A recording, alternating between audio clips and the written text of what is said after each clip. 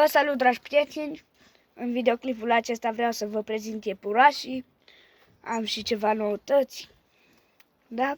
Așa că haideți să începem videoclipul.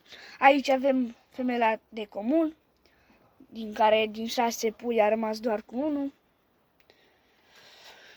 Deoarece a fost căldură mare și a murit puii câțiva. Da. Mai departe aici la femela de uriaș german, de berbec german, scuzați-mă, am încurcat. Femela de berbec german foarte frumoasă. Aici avem un mascul berbec german, foarte frumos. Este mare, adică este fiul ei. Da. Și foarte frumos. Da. Aici mai departe avem femela de haicol francez, care a crescut foarte mult, a evoluat. Așa mai departe, aici avem femela de uriaș de Transilvania, care este foarte frumoasă și ea.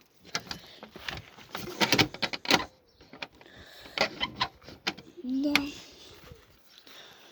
Aici mai departe avem iepurașul de comun, care este foarte frumos și el. Așa.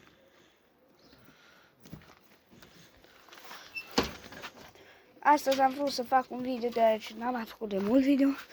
Aici avem 3 iepurași, adică 3 iepurași de la femeia aceea de comun, aceea neagră.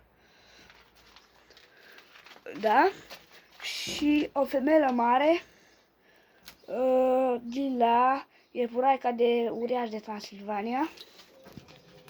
Am băgat-o cu aceștia, deoarece era singură și am băgat-o aici cu ceilalți. Nu s-au bătut, nu nimic. Noutățile sunt, mi-am luat 3 rațe indiene. O să vă povestesc despre acestea. Una este acolo în colț, nu știu. Da. Aceste rațe nu sunt rațe normale, sunt rațe care mănâncă limax, adică melci fără casă. Melci fără casă, da? Îi mănâncă și ouăle de la rațele acestea, nu sunt ca și la rasele celelalte normale. Dacă vreți să le mâncați ouă, dacă vreți să mâncați ouă de la rațele acestea, ouăle trebuie prăjite foarte bine sau fierte foarte bine.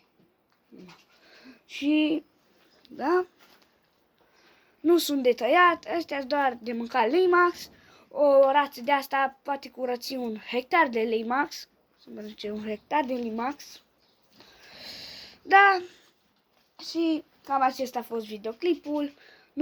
Nu uitați să dați un like și să vă abonați. Vă mulțumesc!